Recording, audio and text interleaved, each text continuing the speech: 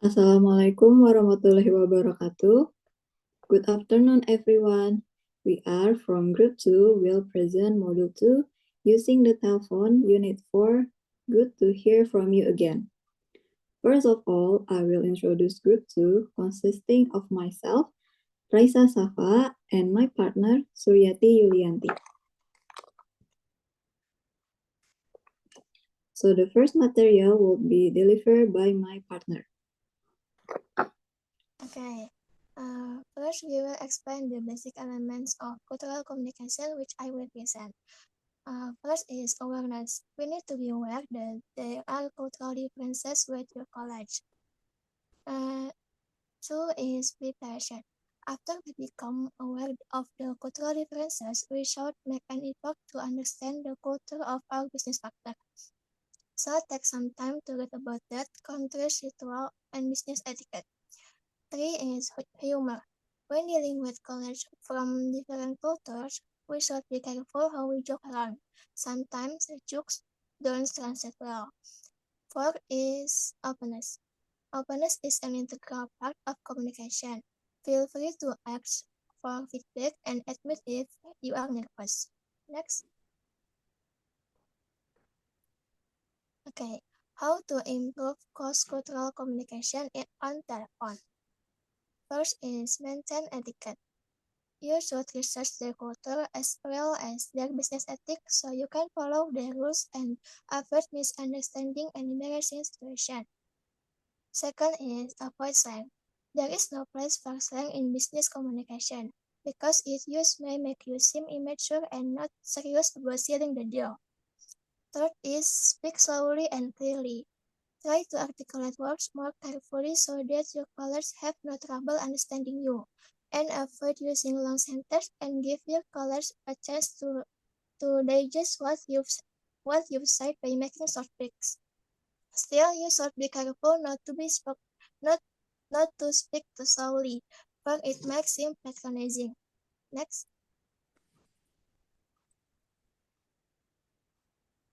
Fourth is avoid closed question. William Lane, a special education consultant, even argues that closed-ended question can stop a conversation, and argues that open-ended question can improve communication. Five is be careful with humor. Humor rarely has a place in international business. Some jokes usually don't translate well. You might accidentally offend your international callers due to some cultural differences without you realizing it. Next.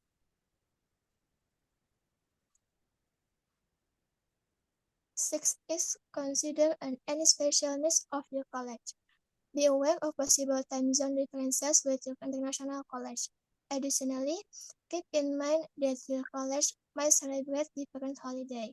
Therefore, be aware of other religion and culture among your college. Seven is be sportive.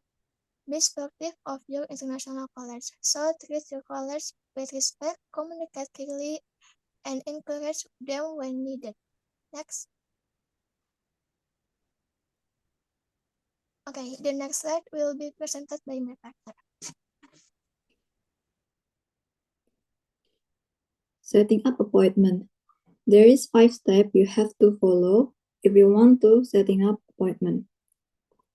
The first step is greeting. The greeting you give must be friendly and polite.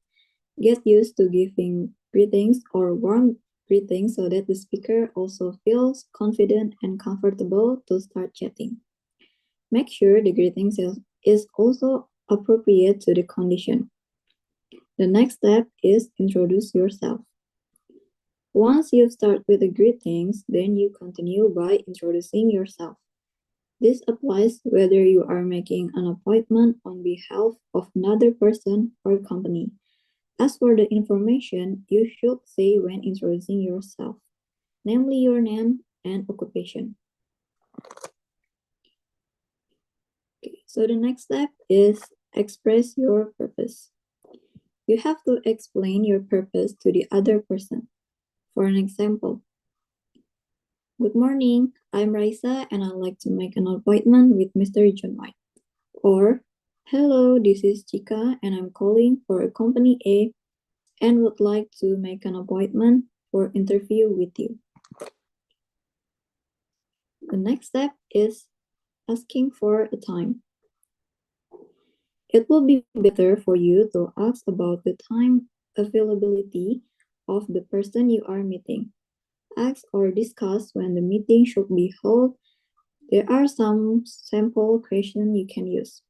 It's like, when would you have a time? Or when are you free? Do you have a free time?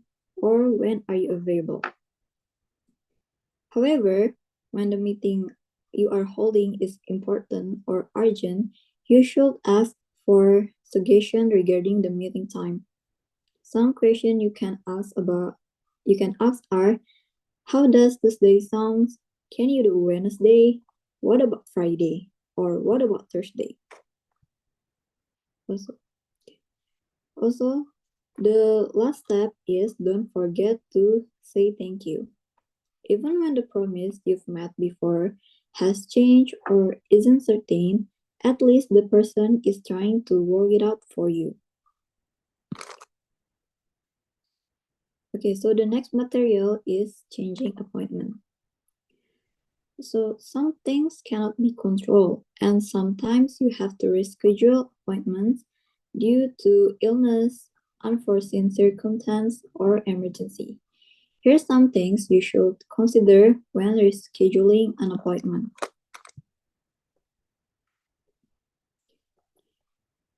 The first thing is act fast.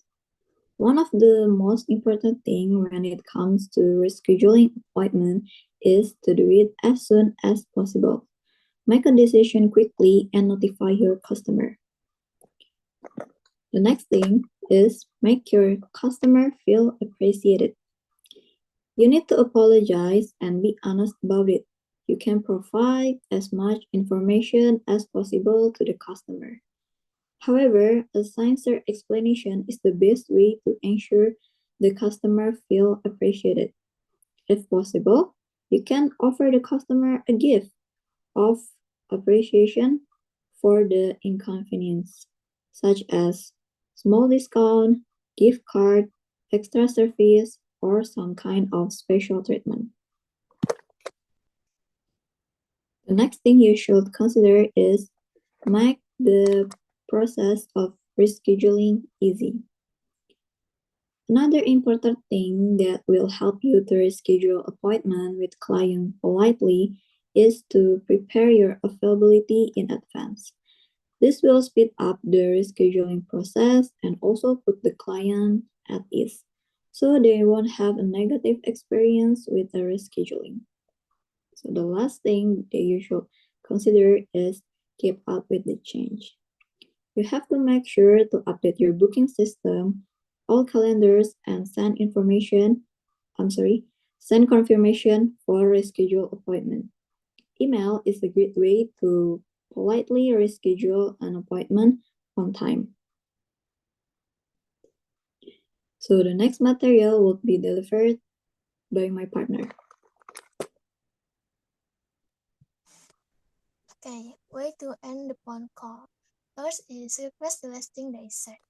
This shows the color. You are actively listening and engaged in what they are saying. Second is schedule your next call. If you have a recurring meeting with this color, scheduling your next call is another way to end the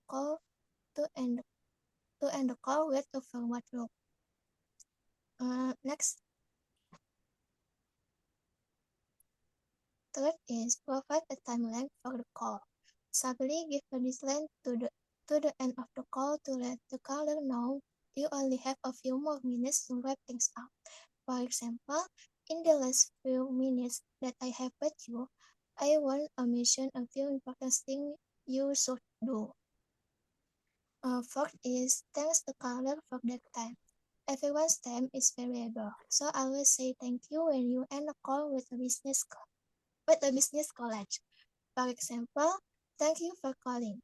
Thank you for calling, James. It was great for catching up with you. Next. Okay. Next lagi. Okay, we will close our presentation and we are very grateful for our participant in this class. Wassalamualaikum warahmatullahi wabarakatuh.